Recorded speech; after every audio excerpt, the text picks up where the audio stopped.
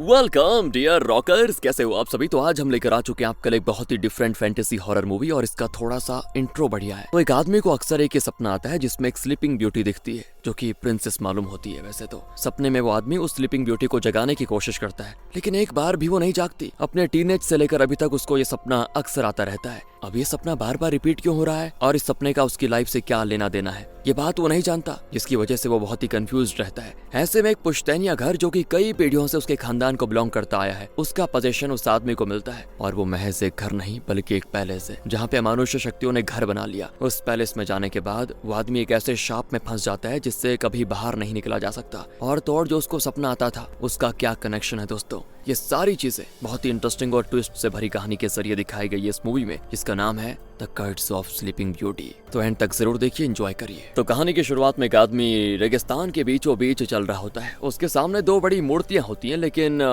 दिक्कत है दोस्तों, उनके बीच में एक बेड होता है, उसमें एक प्रिंसेस लेटी होती है। वो आदमी उसके पास जाकर उसे किस करने वाला होता है कि अचानक उसके सर में बहुत तेज दर्द होता है और वो अपना सर पकड़कर झटके के साथ उठता है। यानी ये उसका सपना था। यही है दोस्तों अपनी कहानी का हीरो थॉमस को यह सपना मान लो कि लगभग रोज ही आता है। वो तंग आ चुका होता है इस सपने से, क्योंकि वो समझ नहीं पाता कि ये सपना बार बार आखिर आ क्यों रहा है। और यहीं पे मूवी का title the curse of sleeping beauty डालकर मूवी आगे बढ़ती है। और ये टाइटल भी कोई ऐसा नहीं रहता, इस टाइटल कार्ड में कई डिस्टर्बिंग इमेजेस दिखाई जाती है, जैसे कि एक बुक में बने किसी शैतान का इमेज वगैरह। फिर कोई एक लेटर लिख रहा होता है। इस विजुअल के बाद फिर थॉमस को दिखाते हैं जो कि एक आर्टिस्ट है। उसका अपना कोई नहीं है बेचारे का, ये घर भी उसका नहीं है।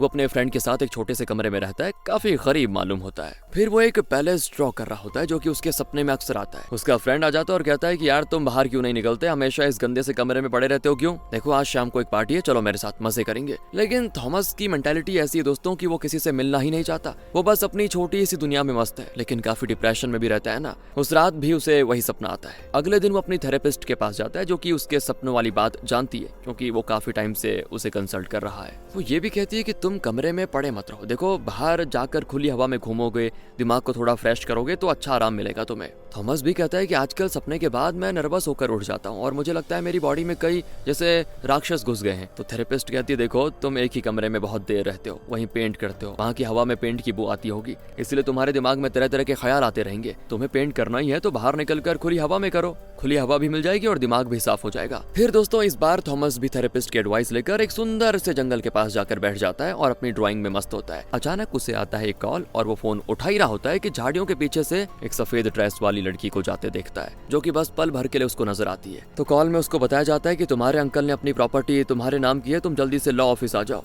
थॉमस भी जाता है वहाँ पे कि मामला क्या है। तो वहाँ का ऑफिसर बताता है कि केजर गार्डन नाम का एक बड़ा पैलेस है जो कि तुम्हारे अंकल का था और उनका देहांत हो चुका है, पर उन्होंने वो पैलेस तुम्हारे नाम कर दिया है। थॉमस तो पहले चौंक जाता है क्योंकि उसको लगा था कि उसके परिवार का कोई जिंदा ही नहीं है, तो ये अंकल कहाँ से आ टपका, उसके दिमाग में ऐसे ख्याल आते हैं। ऑफिसर कहता है इस डॉक्यूमेंट में तो यही लिखा है और तुम्हारा नाम भी लिखा हुआ है। वो थॉमस को कुछ डॉक्यूमेंट्स देता है जिसमें उस पैलेस की फोटो होती है दोस्तों, और उसे देखकर थॉमस बौखला जाता है क्योंकि यही पैलेस उसके सपने में उसको दिखता है। उन डॉक्यूमेंट्स में थॉमस के अंकल का लिखा लेटर भी होता है। अब थॉमस पूछता है कि मेरे अंकल मरे कैसे थे? ऑफिसर बताता है कि उनके पैलेस के पास एक झील है और वहीं उनकी लाश पाई गई थी, सुना है उन्होंने अपनी जान खुद ली। ये सुनकर थॉमस थोड़ा घबरा जाता है कि ऐसे कौन लेता अपनी जान। फिर घर आकर वो अंकल का लेटर पढ़ता है दोस्तों। अंकल ने लिखा होता है कि तुम्हें और मुझे हमारे परिवार ने जानबूझकर अलग करके रखा था बेटा, और इसके पीछे जरूर कोई बड़ी वजह रही होगी। मैं 40 साल से हमारे उस पुश्तैनी पैलेस की देखभाल कर रहा था, लेकिन अब मैं बूढ़ा हो गया हूँ। अब उस पैलेस की देखभाल करना और उसकी सुरक्षा करना तुम्हारी जिम्मेदारी है, इसीलिए उसे तुम्हारे नाम कर रहा हूँ। दोस्तों अब थॉमस उस पैलेस को देखने जाता है, तो रास्ते में उसको लेटर में लिखी कुछ और बातें याद आती है कि उस पैलेस में रहने के लिए तुम्हें कुछ रूल्स फॉलो करने होंगे, बहुत ही सख्त रूल्स। उस पैलेस पर सिर्फ और सिर्फ काइजर खानदान का हक बनता है, इसलिए वो सिर्फ और सिर्फ तुम्हें बिलोंग करता है। ये लेटर में लिखा हुआ था उसके लिए। ये भी लिखा हुआ था कि तुम उस पैलेस को अपनी मर्जी से यूज कर सकते हो, लेकिन कभी बेसमेंट में मत जाना, क्योंकि हमारे पुरखों ने किसी कारण से उस बेसमेंट को लॉक करके रखा हुआ है। फिर थॉमस पैलेस के पास पहुंच जाता है दोस्तों, और इतना बड़ा पैलेस देखकर वो तो दंग रह जाता है कि इसका मालिक मैं हूँ क्या। लेकिन उसे डर भी लगता है, एक तरफ से खुशी भी होती है लेकिन डर भी। अब तक थॉमस को पैलेस की चाबी नहीं दी गई थी, लेकिन फिर भी थॉमस अंदर जाकर देखना चाहता है। तो वो क्या करता है, एक रॉड से ताला तोड़कर अंदर चला जाता है। वहाँ कई पुरातन चीजें रखी होती है, दीवारों पर अजीब भाषा में कुछ स्क्रिबल किया होता है। बहुत ही पुराना पैलेस है दोस्तों ये, और लगता है कई सालों से यहाँ कोई आया ही नहीं। हर तरफ मैनिकन्स रखे होते हैं। और तब ऊपर कोई आवाज सुनकर थॉमस वहाँ जाता है और एक दरवाजा हवा में हिल रहा होता है और एक इंसान का रूप भी दिखता है दोस्तों।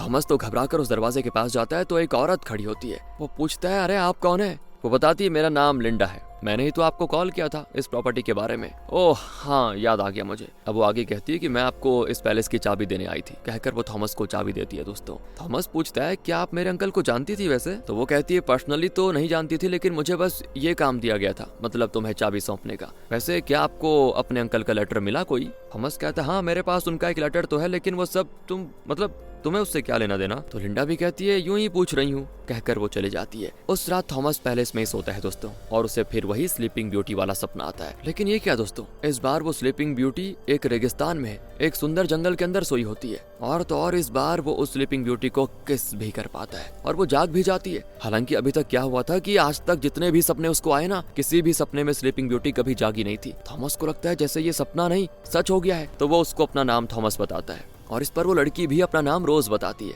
तो थॉमस कहता है तुम मेरे सर के अंदर हो, पता है तुम्हें? तो रोज कहती है तुम भी तो मेरे सर के अंदर ही हो। अच्छा एक बात बताओ, तुम मेरे सपने में आती क्यों हो? और वो कहती है कि वो तो तुम हो जो मेरे सपने में आते हो, मैं थोड़ी आती हूँ तुम्हारे सपने में। और जैसा तुम समझ रहे हो, मैं सिर्फ सपने में ही नहीं, सच में भी तुम्हारे बहुत ही करीब हूँ। कई सालों से सिर्फ तुम्हारे एक किस के इंतजार में सोई हुई हूँ मैं। इस पर थॉमस उसे किस कर देता है, रहा नहीं जाता उससे, और अचानक पीछे एक डरावना मॉन्स्टर आ जाता है और दोनों ही चौंक जाते हैं। यहाँ से सीधे रियल में दिखाते हैं कि थॉमस के सीने से एक खतरनाक मॉन्स्टर निकल आया है और मुंह फाड़ कर दहाड़ रहा है दोस्तों। तो थॉमस भी घबरा कर जल्दी से आंखें खोलता है, तो पता चलता है ये भी बहुत ही बुरा सपना था। फिर डोरबेल की आवाज को सुनकर थॉमस दरवाजा खोलता है, तो इस पैलेस को रेनोवेट करने के लिए एक कॉन्ट्रैक्टर आया है। वो पूरे पैलेस को रेनोवेट करने के लिए एक बड़ा सा लिस्ट दिखाता है। थॉमस कहता है मेरे पास फूटी कौड़ी नहीं है यार, तभी तो मैं इस पैलेस को बेचकर पैसे कमाना चाहता हूँ। वैसे इस पैलेस के बारे में तुम्हें कुछ पता है क्या, कुछ इसके राज वगैरह? वो कहता है इस पैलेस के आसपास कई लोग गायब हुए हैं वैसे, लेकिन पुलिस को तिनका भर भी एविडेंस नहीं मिला कि उन लोगों का हुआ क्या, वो जिंदा है या मर गए। तभी तुम्हारे अंकल को अरेस्ट नहीं किया गया था, लेकिन होनी को कौन टाल सकता है, तुम्हारे अंकल भी तो मिस्टीरियस तरीके से मारे गए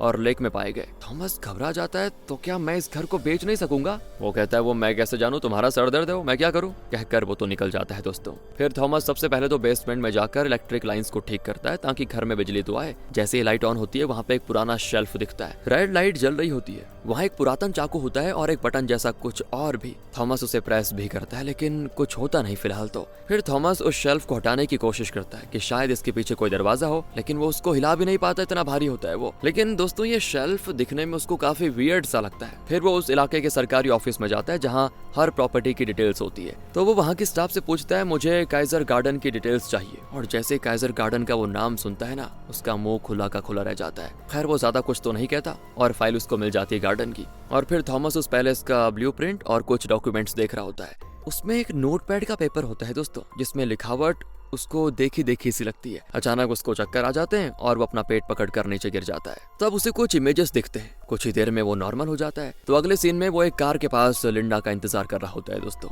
वो भी आ जाती है। तो थॉमस पूछता है तुम कौन हो, सच बताओ मुझे, तुम्हें देखकर लगता है कि तुम कोई रहस्यमय चीज हो, हमारे परिवार की प्रॉपर्टी के साथ तुम्हारा कनेक्शन क्या है? अब इस पे लिंडा नर्वस हो जाती है और कहती है तुम्हारा मतलब क्या है रे? थॉमस उसे वो नोटपैड का कागज दिखाकर कहता है कि इसकी लिखाई और उस दिन तुमने मुझे जो दिया सेम है, हमारी प्रॉपर्टी को तुमने एक्सेस किया तो मुझे इसकी वजह बताओ। और इस पर लिंडा कागज छीन लेती है और कहती है कि तुम्हें जवाब देने की मुझे कोई जरूरत नहीं है। कहकर वो जाने लगती है। तो थॉमस उसको रोक कर कहता है कि देखो मुझे बस उस पैलेस के बारे में कुछ बातें जाननी है, मुझे वो पैलेस नहीं चाहिए, मैं तो बस उसे बेचकर यहाँ से चला जाना चाहता हूँ, प्लीज मेरी हेल्प करो। और तब लिंडा बताती है कि तुम्हें पता है मेरा छोटा भाई उसी पैलेस में गायब हुआ था, पिछले 150 साल में लगभग 57 लोग उस पैलेस के अंदर गायब हो गए, पता नहीं कहाँ गए। तुम्हारा खानदान पीढ़ी दर पीढ़ी उस पैलेस में कोई कर्मकांड या झाड़ फूंक कर रहा है, उसी की वजह से ये सारी चीजें हो रही है और मैं असलियत का पता लगा कर ही रहूंगी कि यहाँ होता क्या है। और तभी अचानक से दोस्तों थॉमस पेट पकड़ कर गिर पड़ता है। लिंडा उसे हॉस्पिटल लेके जाती है और उसका इलाज भी चल रहा होता है। यहाँ से सीधे फिर थॉमस के उसी सपने को दिखाते हैं जहाँ स्लीपिंग ब्यूटी रोज थॉमस को बताती है कि तुम्हारी ये प्रॉपर्टी, तुम और मैं, हम सब एक शाप में फंसे हुए हैं। इस शाप से मुक्ति पाने के लिए तुम्हें मुझे किस करना होगा, वो भी सपने में नहीं असलियत में। लेकिन ऐसे होने से रोकने के लिए एक खतरनाक डीमन को मेरी रखवाली करने के लिए रखा गया है ताकि मुझे कोई किस ना कर पाए, खासकर तुम। उसका नाम है वेलेट डीमन। थॉमस पूछता है क्या ये वही डीमन है जो मेरे सपने में आया था उस दिन? वो कहती है कि हाँ, और एक और जरूरी बात यह है कि अगर तुम मुझसे या फिर अपने पैलेस से दूर गए तो तुम दर्द के मारे मर जाओगे, मुझे भी ऐसा ही शाप लगा है। तो थॉमस पूछता है क्या इसका मतलब यह है कि तुम भी काइजर गार्डन में रहती हो? वो कहती है कि हाँ, और मुझे जगाने का काम सिर्फ और सिर्फ काइजर खानदान का ही कोई कर सकता है, और मुझे जहाँ बंद किया गया है ना, उसके दरवाजे को खोलना है तो एक काइजर के खून की जरूरत पड़ेगी। अब तुम जागने वाले हो तो जल्दी चले जाओ। तो थॉमस भी झट से अपने घर में आंखें खोलता है दोस्तों। लगता है लिंडा उसको घर लेकर आ गई थी। फिर वो थॉमस को दिखाती है कि उसने इस पैलेस के बारे में क्या पता लगाया। उसका एक छोटा भाई था दोस्तों, जिसका नाम ल्यूक था। वो जरा एडवेंचरस लड़का था और अपनी गर्लफ्रेंड को लेकर इस पैलेस के अंदर आ गया था एक बार, लेकिन उसके बाद ल्यूक का कहीं पता नहीं चला। ल्यूक की तरह और भी कई लोग इस पैलेस में गायब हुए हैं। लिंडा इस पैलेस की हिस्ट्री बताती है कि काइजर खानदान के लोग पीढ़ी दर पीढ़ी इस पैलेस की रक्षा कर रहे थे, लेकिन उनकी मौत के पीछे का कारण लगभग एक ही था। या तो उन्होंने इस पैलेस को मिटाने की कोशिश की थी और उसके बाद मर गए, या फिर उन्होंने अपनी ही जान ले ली थी। इसीलिए मुझे लगता है कि ये पैलेस ही शापित है और यहाँ कुछ सुपर नेचुरल चीजें भी हो रही है। थॉमस कहता है, तुम कहना क्या चाहती हो? क्या मुझे भी इस पैलेस में रहकर मर जाना पड़ेगा? अगर शाप है तो उससे मुक्ति पाने का कोई ना कोई रास्ता तो जरूर होगा, है ना? लिंडा कहती है, वही जानने के लिए तो मैं तुम्हारे अंकल का लिखा हुआ लेटर मांग रही थी। जरूर उसी में इसका कोई ना कोई सोल्यूशन होगा। कुछ तो होगा तुम्हारे खानदान के खून में, तुम्हारे ब्लड लाइन में। और अब ब्लड लाइन शब्द सुनकर थॉमस झट से उठकर बेसमेंट में चला जाता है। लिंडा भी उसके साथ जाती है। थॉमस दोस्तों फिर उस पुरातन शेल्फ के पास जाता है और लिंडा अंकल का लेटर पढ़ना शुरू करती है, जिसमें लिखा हुआ है कि इन्हें जो जानना है वो सीक्रेट इस शेल्फ के पीछे है। तो थॉमस भी झट से वहाँ पे रखा हुआ पुराना चाकू निकालकर अपनी उंगली में काटता है, जिससे उसका खून निकल जाता है। और जब लिंडा ने ब्लड लाइन कहा था ना दोस्तों, तो थॉमस ने रियलाइज कर लिया था कि ये शेल्फ उसके खून से ही खुलेगा, क्योंकि थॉमस ही काइजर खानदान का आखिरी मेंबर है। शुरू में भी थॉमस ने यहाँ एक बटन दबाया था, लेकिन कुछ हुआ नहीं, पर अब वो अपने खून की एक बूंद से उसमें डालकर प्रेस करता है तो खुलता है दरवाजा।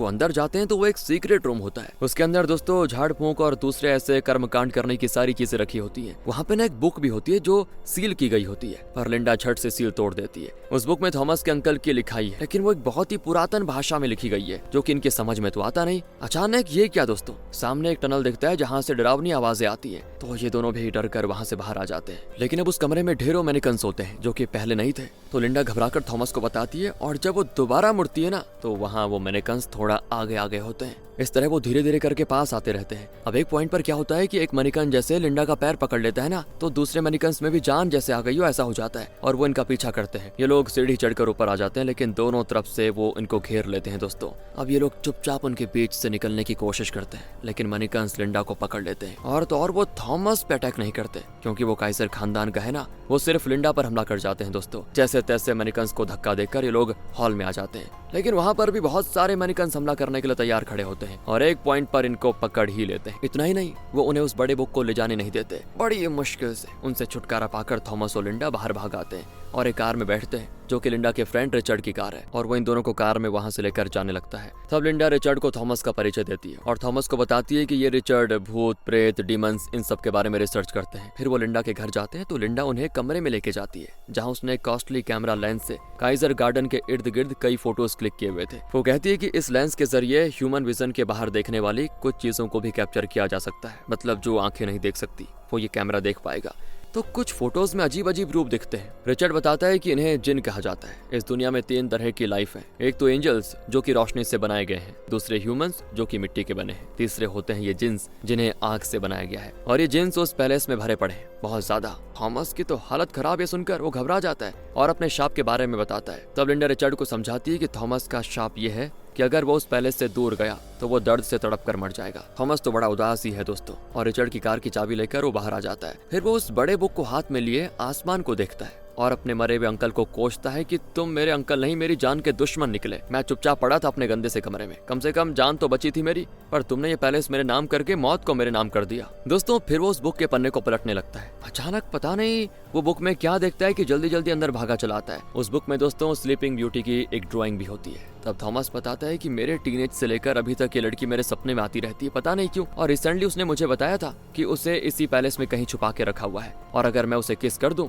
रियल लाइफ में तो वो जिंदा हो जाएगी। लेकिन उसने ये भी कहा कि तुम्हें ऐसा करने से रोकने के लिए एक डीमन भी इस पैलेस के अंदर है, और यही है वो डीमन, कहकर वो एक ड्राइंग दिखाता है। हाँ, इसी को मैंने रिसेंटली अपने सपने में भी देखा था। रिचर्ड कहता है कि मैंने भी इसके बारे में सुना है वैसे। तो थॉमस कहता है अगर मैंने किसी तरह उस स्लीपिंग ब्यूटी रोज को ढूंढ लिया और उसे जगा दिया तो मैं इस शाप से मुक्त हो सकता हूँ। अब दोस्तों उस बुक में जो पुरातन भाषा लिखी होती है ना, उसे डिकोड करने के लिए वो लिंडा के दोस्त के पास जाते हैं, जो कि इस चीज में थोड़ा एक्सपर्ट है, पर वो ये भी कहता है कि इसको डिकोड करने में जरा टाइम लगेगा, आप लोग तब तक यहीं पे रुक जाइए। सीधे यहाँ से काइजर गार्डन को दिखाते हैं, जहाँ पैलेस का रेनोवेशन कॉन्ट्रैक्ट पाने के लिए वो कॉन्ट्रैक्टर फिर आता है। वो थॉमस को पुकारते पुकारते पैलेस के अंदर चला जाता है। हर तरफ मैनिकन्स पड़े होते हैं। अचानक वो नोटिस करता है कि उसके पीछे एक मैनिकन खड़ा हुआ है, जो कि बड़ा अजीब है दोस्तों। उसके 2 सर हैं और एक धड़, तो दूसरा उसके सीने से चिपका हुआ है। कॉन्ट्रैक्टर धीरे से उसके पास जाकर टच करने वाला होता है कि मैनिकन की आंखों से रेत जैसा कुछ निकलता है और कॉन्ट्रैक्टर नीचे गिर जाता है सीधे, और फिर उस मैनिकन का सर लुढ़क कर कॉन्ट्रैक्टर के पास आ जाता है और उसकी आंखें भी खुलती हैं। ये देखकर तो वो जान बचाकर सीधे थॉमस के बेडरूम में जाकर लॉक कर लेता है, लेकिन वहाँ भी ढेरों मैनिकन्स उस पे झपट पड़ते हैं और उसकी चीख सुनाई पड़ती है बस हमें। यहाँ दोस्तों थॉमस लिंडा को बता रहा होता है कि मेरी एक गर्लफ्रेंड थी, लेकिन एक बीमारी की वजह से मर गई बेचारी, और उसी के साथ मेरी लाइफ भी मुझसे छिन गई। सच बताऊं तो मेरी खुशी थी वो, मैंने अपनी नौकरी भी छोड़ दी, और अब सच बताऊं तो मुझे कुछ भी अच्छा नहीं लगता। उसके जाने के बाद मैंने किसी और लड़की के बारे में सोचा तक नहीं, लेकिन ये रोज है ना, ये रोज मेरे सपने में आती रहती है। फिर कुछ विजुअल्स दिखाए जाते हैं दोस्तों, जिसमें रोज का चेहरा दिखता है और उसका सर निडल से घिरा हुआ है। फिर डीमन दिखता है, थॉमस को कहीं बांध के रखा गया है। रोज थॉमस को जगाने की कोशिश करती है। इस तरह के विजुअल्स दिखते हैं, लेकिन असल में ये एक सपना है। असल में वो चाइनीज आदमी थॉमस को जगा रहा होता है कि उठो यार, मैंने डिकोड कर लिया है। उसने तो लगभग सब कुछ डिकोड कर लिया था, लेकिन प्रॉब्लम यह है कि हर वाक्य के दो अर्थ निकलते हैं। कहकर वो उसे इंग्लिश में ट्रांसलेट करके बताता है कि ये सब थॉमस के पुरखों में से किसी ने लिखा है कि हमारे खानदान और डीमन के बीच लड़ाई हुई थी, जिसकी वजह से हमारे परिवार की आने वाली कई पुश्तें खतरे में हैं। इतना ही नहीं, हमने इब्लिस के लिए एक वर्जिन ब्राइड की बलि चढ़ाने की पूरी तैयारी कर ली थी। तब रिचर्ड बताता है कि इस्लामिक ट्रेडिशन के अनुसार इब्लिस का मतलब है शैतान या फिर डेविल। उसने एडम के आगे झुकने से इनकार किया था क्योंकि वो खुद को एडम से ऊंचा मानता था। थॉमस कहता है उसे तो अजाजिल कहा जाता है ना, तो रिचर्ड कहता है कि दोनों एक ही है बेटा, कुरान और बाइबल में जो लिखा है वो ज्यादातर सेम ही है, बस नाम अलग अलग है। थॉमस कहता है इसका मतलब मेरे किसी पुरखे ने रोज को डेविल के हवाले करने की कोशिश की थी, है ना? रिचर्ड कहता है कि हाँ ऐसा ही था शायद, इसीलिए निडल्स के जरिए रोज को हमेशा हमेशा के लिए सुला दिया और उसको जगाने से रोकने के लिए एक डीमन को भी उसकी रखवाली के लिए छोड़ दिया गया। लेकिन तभी दोस्तों थॉमस के पेट में बहुत तेज दर्द हो जाता है। लिंडा समझ जाती है कि थॉमस पैलेस से दूर है और 2 दिन हो चुके हैं, इसीलिए उसका दर्द शुरू हो गया है और अगर वो वापस पैलेस में नहीं गया तो मर जाएगा। वो तुरंत ही थॉमस को पैलेस की ओर लेके जाते हैं। रास्ते में थॉमस के सपने में दोस्तों स्लीपिंग ब्यूटी दोबारा आ जाती और कहती है जल्दी करो, वक्त बहुत ही कम है। दूसरी ओर वो ये भी कहती है कि तुम किसी पर विश्वास मत करना। आखिर वो पैलेस के पास पहुंच जाते हैं। थॉमस देखता है कि पैलेस के बाहर उस कॉन्ट्रैक्टर की कार खड़ी है, तो वो घबरा कर अंदर जाता है और आखिर में अपने बेडरूम में पहुंच जाता है दोस्तों। तो देखता है कि वहाँ हर तरफ खून ही खून और अमेरिकन्स के टुकड़े यहाँ वहाँ बिखरे पड़े हुए हैं, लेकिन कॉन्ट्रैक्टर की बॉडी कहीं दिखाई नहीं दे रही। तब जाकर थॉमस रियलाइज करता है कि यहाँ आकर जो लोग गायब हुए थे वो सभी मैनिकन का रूप ले लिए, इसीलिए इस पैलेस में घूम रहे मैनिकन बनकर। फिर थॉमस रिचर्ड को उस शेल्फ के पास लेके जाता है और रिचर्ड समझ आता है कि इसी शेल्फ के पीछे रोज कैद है। इतने में थॉमस अपने खून से उस बटन को प्रेस करके दरवाजा खोलता है। अंदर जाकर रिचर्ड मंत्र जैसा कुछ जपने लग जाता है दोस्तों। फिर थॉमस रिचर्ड को एक हथौड़ा देकर कहता है अपनी सेफ्टी के लिए रख लो, लेकिन रिचर्ड तो अपने पॉकेट से गन निकाल लेता है। उस कमरे से एक टनल निकलता है, लेकिन उसके एंट्रेंस को एक ग्रिल गेट से बंद किया हुआ है जो कि चेन से लॉक किया गया है। ये लोग उसको तोड़ने लग जाते हैं तो टनल के अंदर एक जगह पे 2 डरावने हाथ दिखाई देते हैं दोस्तों, और लगता है वो हाथ जिसके भी है ना वो नींद से जाग गया है। ये लोग गेट तोड़कर अंदर जाते हैं तो वहाँ पे एक बिल्कुल काला सा रूप खड़ा होता है और फिर रिचर्ड कुछ इस्लाम में जपने लग जाता है तो वो रूप भाग जाता है वहाँ से डर के मारे। ये लोग उसका पीछा करने लगते हैं। अब एक जगह पे कई सारे मैनिकन्स होते हैं जो कपड़ों से ढके हुए हैं। वो एक एक करके कपड़ा हटाने लगते हैं। अचानक एक मैनिकन को देखकर लिंडा चौंक जाती है क्योंकि ये कोई और नहीं उसका भाई ल्यूक है दोस्तों। लिंडा उसे टच करने जाती कि अचानक सारे मैनिकन्स में जान आ जाती है और फिर वो इनको अटैक करने आ जाते हैं। बदले में जब रिचर्ड शूट करता है तो वो फिर मैनिकन्स बन जाते हैं और टूटकर सीधे नीचे। इसी बीच वो चाइनीज डिकोडर कुछ और पता लगाता है जिसको देखकर उसकी हालत खराब, वो बौखला जाता है दोस्तों। और यहाँ ये तीनों अंदर आ जाते हैं, बहुत ज्यादा अंदर। तो वहाँ वही डीमन बैठा होता है जो थॉमस के सपने में आता था और यही इन सारे मैनिकन्स को बना रहा है। लिंडा कहती है कि इसे खत्म कर डालते हैं, सारी मुसीबत खत्म हो जाएगी। तो रिचर्ड कहता है कि जल्दबाजी मत करो,